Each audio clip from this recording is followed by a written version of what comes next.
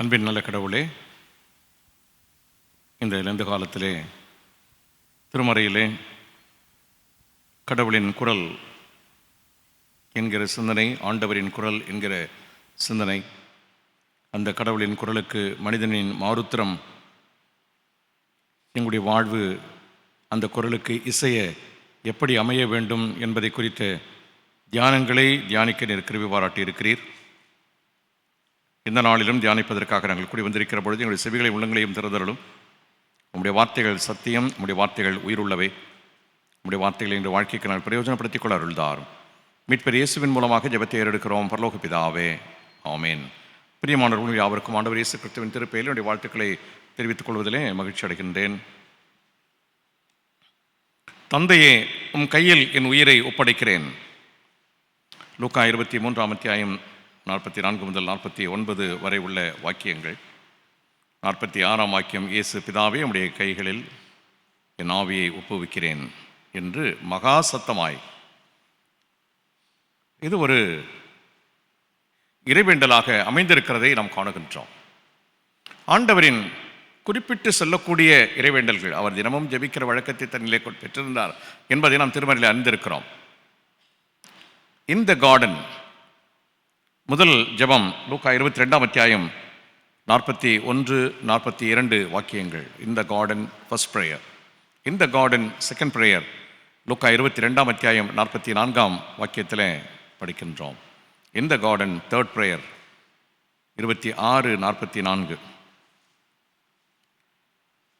On the cross first prayer லூக்கா 23, 34.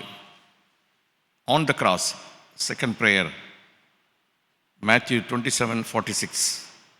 On the cross third prayer லூக்கா 23, 46. நாம் அதை தான் இன்றைக்கு தியானிக்கின்றோம். தோட்டத்திலே ஏறெடுத்த 3 இறைவேண்டல்கள், சிலுவையில் இருந்து ஏறெடுத்த 3 இறைவேண்டல்கள். இந்த சிலுவையிலிருந்து ஏறெடுத்த 3வது இறைவேண்டல், இது தன்னுடைய ஆவியை பிதா ஏற்றுக்கொள்ள வேண்டும் என்பதற்காக ஜெபிக்கப்பட்ட ஜெபம். He prayed for that the Father receive his spirit. தன்னுடைய ஆவியை பிதா பெற்றுக்கொள்ள வேண்டும் என்பதற்காக ஜெபிக்கப்பட்ட ஜெபம். இயேசுவே தானே முன் வந்து ஜெபித்த ஜெபம்.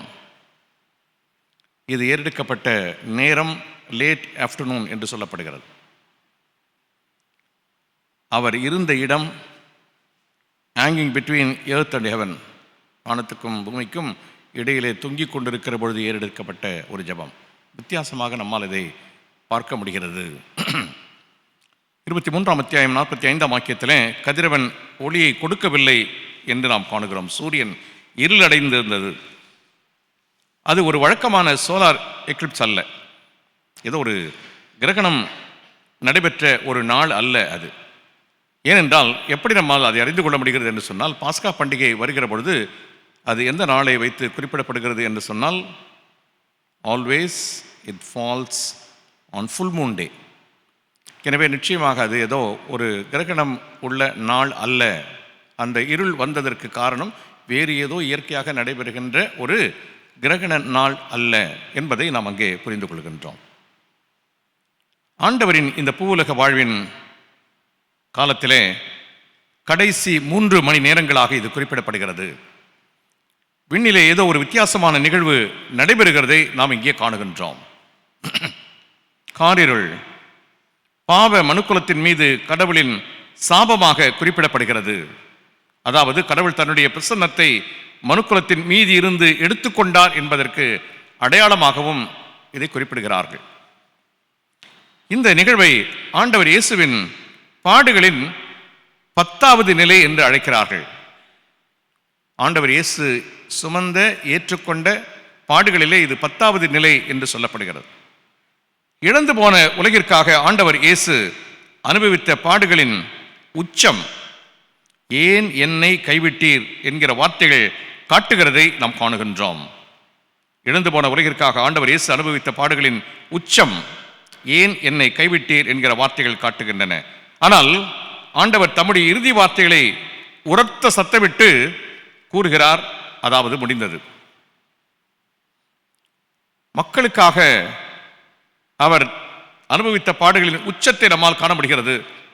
ஆனால் தன்னுடைய ஆவியை ஒப்புக் கொடுக்கிற பொழுது வெற்றியோடு ஒப்புக் கொடுக்கிறதை நம்மால் காண முடிகிறது. நம்முடைய பாவங்களுக்காக செலுத்தப்பட வேண்டிய கடன் முழுவதையும் அவர் தீர்த்து முடித்து விட்டார். மீட்பின் திட்டம் நிலைநாட்டப்பட்டுள்ளது. அதன் பின்னர் தான் ஆண்டவர் ஒரு ஜெபத்தை ஏறெடுக்கிறார். சிலுவையிலே முதல் வார்த்தை பிதாவே என்று அழைக்கிறார். 4ஆம் வார்த்தையிலே என் தேவனே என்று அழைக்கிறார். 7ஆம் வார்த்தையிலே பிதாவே என்று அழைக்கிறதை நாம் காணுகின்றோம். கடவுளை மையப்படுத்திய வாழ்வு என்பது அவசியம் என்பதை புரிந்து கொள்கிறோம். ஆண்டவர் இயேசு கிறிஸ்து தன்னுடைய வாழ்வின் எல்லா நிலைகளிலேயும் பிதாவை மையப்படுத்திய வாழ்வையே பெற்றுக்கொண்டிருந்தார். கடவுளை சார்ந்திருக்கிற வாழ்வு இந்த குறள் நமக்கு கற்றுக் கொடுக்கிற அடிப்படையான முதல் சிந்தனையாக அமைந்திருக்கிறது. ஏன் இந்த பிதாவை சார்ந்திருக்க வேண்டும், ஏன் தகப்பனை சார்ந்திருக்க வேண்டும் என்று சொல்லுகிற பொழுது, இயல்பாகவே நாம் பாதுகாப்பற்ற உலகத்திலே வாழ்ந்து கொண்டிருக்கிறோம். இப்படி பாதுகாப்பற்ற உலகத்திலே நாம் வாழ்ந்து கொண்டிருக்கிற பொழுது வேதம் நமக்கு ஒரு பெரிய நம்பிக்கையை தருகிறது. வாழ்வது என்னமோ பாதுகாப்பற்ற உலகிலேயும் பாதுகாப்பற்ற சூழலிலேயும் வாழ்ந்து கொண்டிருந்தாலும் கடவுளுடைய வார்த்தைகள் நமக்கு சொல்லிக் கொண்டிருக்கிற, நினைப்பூட்டிக் கொண்டிருக்கிற ஒரு நம்பிக்கையின் செய்தி என்னவென்று சொன்னால், நீங்கள் என் கையிலே இருக்கிறீர்கள், உங்களை ஒருவராலும் பறிக்க முடியாது. உங்கள் தலைமையரெல்லாம் எண்ணப்பட்டிருக்கிறது. என் உள்ளங்கையில் உங்களை வரைந்திருக்கிறேன். உங்கள் ஜீவன் கிறிஸ்துவுடன் தேவனுக்குள் மறைந்திருக்கிறது. நான் விசுவாசித்திருக்கிறவர் இன்னார் என்று அவரிடத்திலே நான் ஒப்புவிப்பேன். கருவறை முதல் கல்லறை வரை நம்மை அறிந்து பாதுகாக்கிற கடவுள் நம்மோடு கூட இருக்கிறார். ஆனால் நீங்களும் நானும் வாழ்ந்து கொண்டிருக்கிற உலகமும் சூழலும் பாதுகாப்பு அற்ற உலகமும் சூழலும். ஆனால் வேதம் நமக்கு கற்றுக் கொடுத்து கொண்டிருக்கிற ஒரு செய்தி என்னவென்று சொன்னால், நாம் உண்மையாகவே பாதுகாப்பாகவே இருக்கிறோம். எப்பொழுது என்று சொன்னால், பிதாவை சார்ந்திருக்கிற பொழுது, கடவுளை சார்ந்திருக்கிற பொழுது. ஆண்டவர் இயேசு கிறிஸ்து இந்த உலகத்திலே மிக குறுகிய காலம் வாழ்ந்தவர். ஆனால் எத்தனையோ பாடுகளை அவர் ஏற்றுக்கொள்ள வேண்டியிருந்தது. எல்லாவற்றிலேயும் வெற்றி சிறந்தார். ஏனென்றால் அவர் யாரை சார்ந்திருந்தார்? பிதாவை சார்ந்திருந்தார். ஏன் அடிப்படையாக ஒன்றை சொல்கிறார், நான் எதை ஒன்றையும் நான் சுயமாய் சொல்லுவது கூட கிடையாது. எல்லாமே என்னது? என் பிதா எனக்கு போதித்தவைகளை மட்டுமே நான் சொல்லிக் கொண்டிருக்கிறேன். Designed by God. இப்படிதான் என்பதை கடவுள் அவருக்கு மிக நேர்த்தியாக வரைந்து கொடுத்திருக்கிறார். இந்த குரல் இறைவேண்டலான குரல், இன்னொரு புறம் அர்ப்பணிப்பான குரல், இன்னொரு புறம் ஒப்புவித்தலின் குரல். இன்றைக்கு இந்த 3 சிந்தனைகளையுமே நாம் உள்ளடக்கி இந்த பகுதியை நம்மால் காண முடியும். ஆண்டவரின் வாழ்வில் சிலுவை திருப்பணியின் நிறைவிலே நிகழ்ந்தது மட்டுமல்ல, சிலுவை என்பது ஆண்டவருக்கு தன்னுடைய வாழ்க்கையின் நிறைவிலே நடைபெற்ற ஒன்று மட்டுமல்ல. வாழ்வின் துவக்கத்திலிருந்தே ஆண்டவர் சிலுவையை சந்திக்க வேண்டிய சூழல் இருந்தது. இன்பமில்லாத கர்ப்பம், வசதிகள் இல்லாத பிரசவம், கீர்த்தி இல்லாத வம்சம், குதூகலம் இல்லாத சந்தோஷம். ஆண்டவர் இயேசு கிறிஸ்துவிலே நடந்த நிகழ்வு. வாழ்க்கையின் இறுதியிலே சிலுவை அல்ல, வாழ்வின் துவக்கத்திலேயே சிலுவையை சந்திக்க வேண்டிய ஒரு காலகட்டத்திற்குள்ளே ஆண்டவர் இருந்தார். மிகுந்த சந்தோஷத்தை உண்டாக்கும் நற்செய்தி, 8ஆம் நாள் ஒரு பட்டயம் உன்னை ஊடுருவி போகும். இதுதான் ஆண்டவருடைய வாழ்வின் துவக்கத்தை நம்மால் திருமறையிலே காண முடிகிறது. இங்கே நான் சிலுவை நெடிலே ஒரு சில சிந்தனைகளை முன்வைக்க விரும்புகிறேன். நம்முடைய அனுதின வாழ்விலே சிலுவை என்பது அவசியம். சிலுவை ஏதோ இப்படி நாம் அதில் அறையப்பட்ட நிலையிலே இருப்பது என்பது அல்ல. சிலுவை வேறு கோணங்களிலே நாம் புரிந்து கொள்ள அழைக்கப்படுகின்றோம். கடவுளே, திருமறையிலே கடவுளுடைய குரல்கள், இன்னைக்கு நாம் இந்த லெந்து காலத்தில் தியானித்த 31 குரல்கள் தானா என்று சொன்னால் இல்லை. எத்தனையோ குரல்கள் திருமறையிலே கடவுளுடைய குரலாக இருக்கிறது. இந்த அத்தனை குரலுமே நமக்கு சிலுவையை நினைப்பூட்டிக் கொண்டே இருக்கிறது. சிலுவை என்று சொல்லுகிற பொழுதெல்லாம் நாம் ஏதோ ஒரு அந்த அடையாளம், ஒரு சிம்பல், மரத்திலே செய்யப்பட்ட ஒன்றாக மட்டுமே தியானிக்க அல்ல, மாறாக அது வாழ்வு சார்ந்த ஒன்று என்பதாக நாம் புரிந்து கொள்ள அழைக்கப்படுகிறோம்.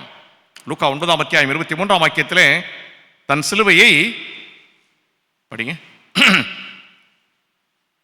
9:23.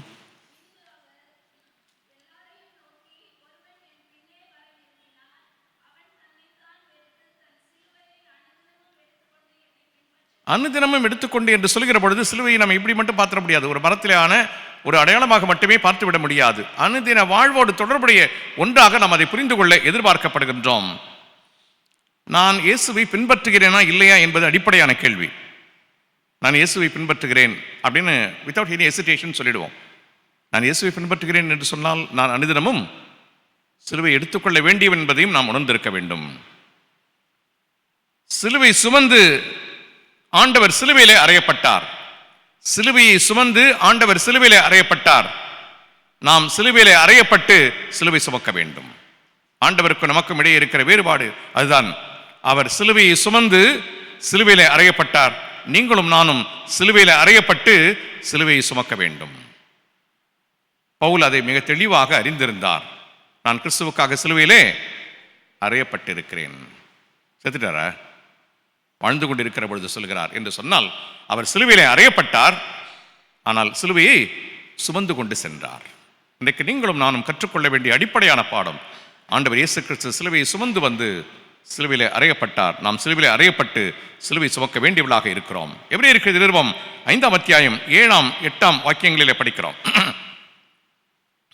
அவர் மாம்சத்தில் இருந்த நாட்களில் தம்மை மரணத்தினின்று ரட்சிக்க வல்லமையுள்ளவரை நோக்கி பலத்த சத்தத்தோடும் கண்ணீரோடும் விண்ணப்பம் பண்ணி வேண்டுதல் செய்து தமக்கு உண்டான பயபக்தி நிமித்தம் கேட்கப்பட்டு அவர் குமாரனாயிருந்தும் பட்ட பாடுகளினாலே கீழ்ப்படிதலை கற்றுக்கொண்டு அவர் இந்த உலகத்திலே வாழ்ந்த காலத்திலே தம்மை சாவிலிருந்து காப்பாற்ற வல்லவரை நோக்கி உரத்த குரலிலே கண்ணீர் சிந்தி மன்றாடி வேண்டினார். அவர் கொண்டிருந்த இறைப்பற்று கலந்த அச்சத்தை முன்னிட்டு கடவுள் அவருக்கு செவிசாய்த்தார். இந்த அச்சமும் இந்த பயமும் இந்த சார்தலும் கடவுள் அவருக்கு ரெஸ்பாண்ட் பண்ணார். கடவுளுடைய குரலுக்கு நாம ரெஸ்பாண்ட் பண்ணணும். நாம் குரல் எழுப்புகிற பொழுது கடவுள் அதற்கு ரெஸ்பாண்ட் பண்ண வேண்டும். இப்படி அந்த வாழ்வு என்பது 2 வழி செல்லுகின்ற ஒரு வாழ்வாக அது அமைந்திருக்க வேண்டும். குமாரனோடு எப்பொழுதும் உடனிருந்த பிதா குமாரனை ஒரு கணமும் கைவிடவில்லை. எங்க மட்டும்தான் அதை நம்ம பார்க்கிறோம். ஏனென்னை கைவிட்டீர் என்று சொல்வது. நாம் அதை குட் ஃப்ரைடேல யோசிக்கலாம். இன்றைக்கு உரிய ஜெபம் என்ன என்று சொன்னால், இன்றைக்கு நாம் ஏறெடுக்கிற ஜெபங்களிலே என்ன இருக்கிறது என்று சொன்னால், பயபக்தி இருக்கிறதா என்பது ஒரு பெரிய கேள்வி. ஆனால் என்ன இருக்குது? கட்டளை இருக்கிறது. நம்ம ஜெபத்தில் என்ன இருக்குது? பயபக்தி இருக்குதா இல்லையான்னு தெரியாது. ஆனால் என்ன இருக்குது? கமாண்ட் இருக்கு. அந்த கமாண்டுக்கு என்ன ஜஸ்டிஃபிகேஷன் சொல்கிறோம்? எங்கள் அப்பாவோட எனக்கு இருக்கிற உறவு, நான் எங்கள் அப்பாவோட கேட்குற மாதிரியே நான் கேட்குறேன். என்னென்னு அவருக்கு ஆர்டர் போடுறது. ஆனால் ஆர்டர் போடலாம், தப்பில்லை. அதுக்கு ஏற்ற அளவுக்கு என்ன இருக்கணும்? பக்தியும் இருக்க வேண்டும், பயமும் இருக்க வேண்டும். கடவுளத்தில் அப்படிப்பட்ட பக்தியும் பயமும் இருந்து ஆர்டர் இருந்தால் ரைட். ஆனால் பக்தியும் பயமும் இல்லாமல் இந்த கட்டளை மட்டும் கொடுக்கிற ஒன்று என்பது கேள்விக்குறியாக இருக்கிறது. அவர் அப்பா தானே என்று நாம் சொல்லுகின்றோம். நான் மறுபடியும் அதை சொல்கிறேன். 8ஆம் வாக்கியத்திலே படிக்கிறோம். எபிரேயர் 5:8. அவர் குமாரனாயிருந்தும் என்பது டபுள் அண்டர்லைன். அவர் குமாரனாயிருந்தும் போதும். அவர் குமாரனாயிருந்தும் என்பதுதான் அவர் குமாரன். கடவுளை அல்ல, நம்மை மாற்றுவதற்காக தான் ஜெபம். நான் முதல்ல சொன்னேன், ஜெபத்தில் பக்தி பயம் இருக்குதோ இல்லையோ, என்ன இருக்கு? ஆர்டர் இருக்கு. இந்த ஜெபம் நாம் மாற்றம் பெற வேண்டும் என்பதற்காகவே ஒழிய யார் மாறுவதற்காக அல்ல, கடவுள் மாறுவதற்காக அல்ல. கடவுள் உங்களுக்காக எனக்கும் ஏதோ ஒரு பிளான் வச்சுட்டார்ல. நாம் என்ன பண்ணுறோம் தெரியல? டெய்லி அவர்கிட்ட போராடுறது. நீ வச்சுருக்கிற அந்த பிளானை இப்படி மாற்றிடு. இதுதான் உங்கள் ஜெபமும் என் ஜெபமும். புரியுதில்ல? உங்களுக்கு எனக்கும் அவர் தீர்மானித்தது தான். கொடுக்க வேண்டும் என்பது கொடுக்க வேண்டும் என்பது தான், கொடுக்கக்கூடாது என்பது கொடுக்கக்கூடாது தான். நம்ம ஸ்ட்ரகிளே என்ன தெரியுங்களா? டெய்லி எப்படியாவது அதை மாற்றிடு. நான் மாற வேண்டும் என்பதல்ல, அவர் மாற வேண்டும் என்று விரும்புகிற ஜெபமாகவே நம்முடைய ஜெபங்கள் அமைந்திருக்கிறதை நாம் காணுகின்றோம். ஒரு காட்சியை நம்மால் காண முடியும். ஒரு 2 விஷயம் சொல்றேன் பாருங்க. பலத்தை கேட்டேன், கடவுளத்திலே நான் பலத்தை கேட்டேன். என்னை பலப்படுத்துகிற இன்னல்களை கடவுள் தந்தார். நான் அவரிடத்திலே பலத்தை கேட்டேன், என்னை பலப்படுத்துகிற இன்னல்களை கடவுள் தந்தார். நான் கடவுளத்திலே ஞானத்தை கேட்டேன், தீர்ப்பதற்கு கற்றுக்கொள்ள கடவுள் பிரச்சனைகளை தந்தார். தீர்த்துக்கொள்ள கற்றுக்கொள்ள கடவுள் பிரச்சனைகளை தந்தார். வளமான வாழ்வை கேட்டேன், உழைக்க புத்தியும் சக்தியும் கடவுள் கொடுத்தார். தைரியத்தை கடவுளத்திலே கேட்டேன், மேற்கொள்வதற்கான ஆபத்துகளை கடவுள் தந்தார். அன்பை கேட்டேன், உதவி தேவைப்படுகிற மக்களை கடவுள் எனக்கு தந்தார். சலுகைகளை கேட்டேன், வாய்ப்புகளை கடவுள் தந்தார். நான் கேட்டது ஒன்றும் எனக்கு கிடைக்கவில்லை, ஆனால் எனக்கு தேவையானதெல்லாம் கிடைத்தது. நான் கேட்ட ஒன்றும் எனக்கு கிடைக்கவில்லை, எனக்கு தேவையானதெல்லாம் எனக்கு கிடைத்தது. ஜெபத்தை இப்படி புரிந்து கொள்ள அழைக்கப்படுகின்றோம். அதை கிறிஸ்துவிலே நாம் கற்றுக்கொள்கிறோம், அதை இயேசுவிலே நாம் கற்றுக்கொள்கிறோம். இந்த பாத்திரம் என்னை விட்டு நீங்க கூடுமானால் ஆகிலும் கேட்டது கிடைத்ததா? கொடுக்க வேண்டும் என்பதை அவர் கொடுத்து விட்டார். இந்த திருவசன தியானம் என்பது, கடவுளுடைய வார்த்தை என்பது நம்முடைய இருதயத்தை மகிழ்விக்கிற ஒன்றாக, அதுதான் அது பிரதான நோக்கம். அதாவது கடவுள் இந்த வார்த்தைகளை நமக்கு கொடுத்திருப்பது நம்முடைய வாழ்வை மகிழ்விக்க ஒன்றாக, நம்முடைய வாழ்வை மாற்றுகிற ஒன்றாக, கடவுளுடைய திட்டத்தை அறிந்து கொள்வதற்காக இந்த வார்த்தைகள் நமக்கு கொடுக்கப்பட்டிருக்கிறது. இன்னைக்கு நம்ம 31 நாள் இந்த கடவுளுடைய குரலை நாம் கேட்டோம். நிறைய கிராஸ் ரெஃபரன்ஸ் எல்லாம் பார்த்தோம், படித்தோம், அதனுடைய மைய கருத்து என்ன என்பதெல்லாம் சிந்தித்தோம். இது என்ன என்று சொன்னால், நம்முடைய வாழ்வை மகிழ்விக்கிற ஒன்று, நம்முடைய வாழ்வை மாற்றுகிற ஒன்று, கடவுளுடைய திட்டத்தோடு சீர்பொருத்தி பார்ப்பதற்கான ஒன்று. இப்படி இந்த கடவுளுடைய வார்த்தைகளை நாம் பார்க்க கற்றுக்கொள்ள வேண்டியவர்களாக இருக்கிறோம். இந்த கடவுளுடைய வார்த்தைகள் ஒரு பட்டயம் என்று சொல்லப்பட்டிருக்கிறது. வெண்ணெய் தடவுகிற கத்தி அல்ல, பட்டர் அப்ளை பண்றமே அப்படிப்பட்ட ஒன்று அல்ல, இது பட்டயம் என்று சொல்லப்பட்டிருக்கிறது. எபிரேயர் 4 அத்தியாயம் 11 முதல் 13 வரை உள்ள வாக்கியங்களில் படிக்கிறோம். அறுவை சிகிச்சை கத்தியை போல வலிக்கத்தான் செய்யும், ஆனால் சுகம் கிடைக்கும். ஆபரேஷன் ஆனா என்ன ஆகும்? ஹீல் ஆயிடும். எனவே காயம் ஏற்படுகிறதை போல இருக்கலாம், ஆனால் அதிலே நாம் சுகத்தை பெற்றுக்கொள்ள முடியும். இந்த கடவுளுடைய வார்த்தைகள் ஒவ்வொன்றும் நம்மை ஊடுருவுகிற பொழுது காயங்கள் ஏற்படுவதை போல உணரலாம், ஆனால் நாம் சுகத்தை பெற்றுக்கொண்டே இருக்கிறோம் என்பதை நாம் உணர வேண்டும். நம்முடைய வாழ்விலே நன்மைகளை பெற்றுக்கொண்டே இருக்கிறோம் என்பதை உணர வேண்டும். இந்த கடவுளுடைய குரலுக்கு அப்படிப்பட்ட ஆற்றல் உண்டு என்பதை நாம் உணர்ந்து பார்க்க வேண்டும். பைபிள் அல்லது பைபிளிலே கவர்ச்சியான வாக்குகளை மட்டுமே நாம் எடுத்துக்கொள்கின்றோம். முந்தையெல்லாம் தேடி தான் ப்ராமிஸ் வேர்ட்ஸ்லாம் தேடுவோம். எனக்கு தெரிஞ்சு அந்த காலத்தில் ஒரு 30-35 இயர்ஸ்க்கு முன்னாடி நாம தான் எடுத்துகிட்டு போனோம். இந்த வசனம்லாம் எழுதி எடுத்து போய் பிரிண்டர் எனக்கு கொடுத்தா என்ன பண்ணும். இப்போ பிரிண்டர் என்ன பண்ணுறேன், உங்களுக்கு எனக்கு தெரியாத நிறைய வசனம்லாம் பிரிண்டர் ப்ராமிஸ் வேர்ட்ஸ் வச்சுருக்கிறேன். இல்லை, நமக்கு நியூ இயர் அன்றைக்கி ஒன்று வேறு பத்தாது. ஒன்று ஃபெயிலியர் ஆயிடுச்சுன்னா என்னன்றதுக்காக நம்ம என்ன எடுத்து சேஃபர் சைடு 2-3 எடுத்து வைக்கிறது, அதில் ஒன்று செலக்ட் பண்ணி அப்புறமா மற்றவங்க காட்டு. இதுதான் எனக்கு கிடைச்சது. 2 சிக்கலாக இருக்கும். இல்லை, ப்ராமிஸாக பார்க்குற ஒரு விஷயம். பைபிளிலே கவர்ச்சியான வாக்குகளை மட்டுமே எடுத்துக்கொள்கிற நாம் கட்டளைகளை ஒதுக்கி விடுகின்றோம். கடவுளுடைய வாக்குகளில் நிற்கிறோம் என்று சொல்கிறோம், ஆனால் அவருடைய வாசல்களில் உட்கார்ந்து கொண்டிருக்கிறோம். பைபிளை தலையனுக்கு அருகிலே வைத்து தூங்குகிற வழக்கத்தை உடையவர்களாக இருக்கிறோம். என்ன சொல்கிறோம்? சாத்தான் கிட்ட வந்துடாத சேஃபாக ஒரு வேலி மாதிரி வச்சுருக்கிறோம் அப்படிலாம் நாம் சொல்கிறோம். இல்லை, அது எங்கே இருக்கணும்? பக்கத்தில் இல்லை, எங்கே இருக்கணும்? உள்ளே இருக்கணும். அதுக்காக தான் நான் திருப்பி நிறைய தடவை உங்களாண்ட சொல்கிறது, ஐயரே நீ படிக்கிற ஐயரேன்னு கேட்டுறாதீங்க. நான் படிக்கிறேன் இல்லை நீங்கள் படிக்கிறேன்னு எனக்கு ஒரு பெரிய ஆசை. எந்த அளவிற்கு திருமறையின் வார்த்தைகளை படிக்க வேண்டும். என்னுடைய மினிஸ்ட்ரியில் ரொம்ப பிரதானமான ஒன்று, நான் ரொம்ப இன்சிஸ்ட் பண்ணுற ஒன்று, நிறைய வசனம் படிங்க, மனப்பாடம் பண்ணுங்கன்னு நான் சொல்கிறது. வாழ்க்கையில் அது உதவும், வாழ்க்கையில் பெரிய நம்பிக்கையை தரும். எவ்வளவு இக்கட்டான சூழல்களையும் கடந்து வருவதற்கு கடவுளுடைய வார்த்தைகளை தவிர வேறு மருந்து கிடையாது. எனவே இந்த கடவுளுடைய குரல், கடவுளுடைய வார்த்தை, இதை நாம் நம்முடைய வாழ்விலே முழுமையாக பெற்றுக்கொள்ள நாம் அழைக்கப்படுகின்றோம். வேதத்தை குறித்து வேதத்திலேயே சொல்லப்படுகிறது. விளக்கு என்று சொல்லப்படுகிறது, கண்ணாடி என்று சொல்லப்படுகிறது, முகம் பார்க்கிற கண்ணாடி, தூக்கு நூல் என்று சொல்லப்படுகிறது, அக்கினி என்று சொல்லப்படுகிறது, நிறைய எட்ஸெட்ரா நிறைய விஷயங்கள் இந்த கடவுளுடைய வார்த்தையை குறித்து கடவுளுடைய வார்த்தையிலேயே சொல்லப்பட்டு இருக்கிற காரியங்கள். Just I want to conclude. ஓரிரு குறிப்புகளை மட்டும் நான் சொல்லி முடிக்க விரும்புகிறேன். இந்த குரல் நமக்கு ஒரு சில காரியங்களை நினைப்பூட்டுகிற ஒன்றாக இருக்கிறது. தந்தையே என்று அழைப்பது அது உறவாக வெளிப்படுகிறது.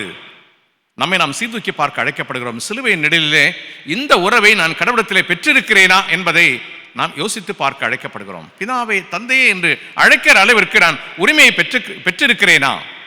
இளைய மகனுடைய வாழ்விலே அப்பா கிட்ட ஆர்கியூ பண்ணி எல்லாத்தையும் வாங்கிட்டு போயிட்டான். ஒரு நாள் அவனுக்கு அந்த சுய உணர்வு ஏற்படுகிற பொழுது அவன் 2 பேரை என்ன கன்ஃபஸ் பண்ணணும்னு யோசிக்கிறான். ஒன்று, உமது பார்வையிலும் உமக்கு விரோதமாகும். இது அந்த தந்தையை அவன் எப்ப ரியலைஸ் பண்றான்? அவன் எப்ப தன்னுடைய வாழ்க்கையை உணர்கிறானோ அப்பொழுதுதான் யாரை பத்தி தெரியுது. எங்க அப்பா கண்டிப்பா என்னை யாராவது கூட வச்சுப்பாரு, வேலைக்காரனாவது வச்சுப்பார். பட் அப்பா வேலைக்காரனை வச்சுக்கிறவரே கிடையாது. எப்போ வந்தாலும் என்னவா வச்சுப்பாரு? மகனாக வைத்துக் கொள்கிற கடவுள். இந்த உறவு என்பதை வேதம் நமக்கு கற்றுக் கொடுக்கிறது. இங்கே ஆண்டவர் கற்றுக் கொடுக்கிறார். தந்தையே உம்முடைய கைகளில் என்று சொல்லுகிற பொழுது இது உறவு சார்ந்த ஒன்று. ரோமருக்கு எழுதிய நிருபம் 8ஆம் அத்தியாயம் 15ஆம் வாக்கியத்திலே இந்த உறவை அவர் நமக்கு தந்திருக்கிறார். அப்பா பிதாவே என்று அழைக்கிற உறவு மட்டுமல்ல, அனுபவிக்கிற உறவை அவர் தந்திருக்கிறார். ஏதோ மேல் போகாக உதடுகளிலே உச்சரிக்கிற ஒரு வார்த்தையாக அல்ல, அனுபவிக்கிற ஒரு உறவை கடவுள் நமக்கு தந்திருக்கிறார். கூப்பிட அவர் கற்றுக் கொடுக்கிறார். பிதாவை என்று ஆண்டவர் அழைத்ததினாலே இப்படி நீங்கள் பிதாவை அழைக்க வேண்டும் என்று ஆண்டவர் கற்றுக் கொடுக்கிறதை நாம் காணுகின்றோம். மார்க் 14:36 கெத்செமனிலேயே அப்படி அவர் கூப்பிடுகிறதை நாம் காணுகின்றோம். இந்த உறவை நாம் பெற்றிருக்கிறோமா? இன்றைக்கு இந்த குரல் அதுக்கு நம்முடைய ரெஸ்பான்ஸ். இந்த உறவை நாம் இந்த குரலின் வழியாக பெற்றிருக்கிறோமா? இரண்டாவதாக, என் ஆவியை என்று சொல்லுகிற பொழுது இங்கே 31ஆம் அத்தியாயம் சங்கீதம் 31:5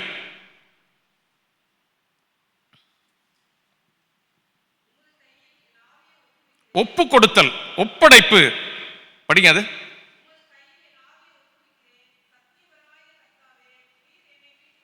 நீர் என்னை மீட்டுக் கொண்டீர்.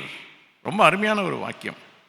நான் ஒப்புவிக்கிறேன், நீர் என்னை மீட்டுக் கொண்டீர். இந்த நம்பிக்கை இருந்தால் மட்டுமே நம்மால் ஒப்புவிக்க முடியும். யோவான் 10ஆம் அத்தியாயம் 18ஆம் வாக்கியத்தில் படிக்கிறோம். யோவான் 10:18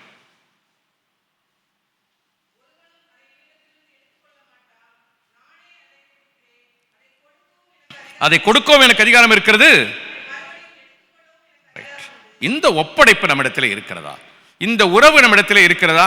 இந்த ஒப்படைப்பு நம்மிடத்தில் இருக்கிறதா என்பதை நாம் பார்க்க அழைக்கப்படுகின்றோம். உம்முடைய கைகளில் என் ஆவியை ஒப்புவிக்கிறேன். இந்த உலகத்திலே அவருடைய கையை காட்டிலும் பாதுகாப்பான இடம் நிச்சயமாக இருக்க முடியாது. யோவான் 10ஆம் அத்தியாயம் 28ஆம் வாக்கியத்தில் படிக்கிறோம்.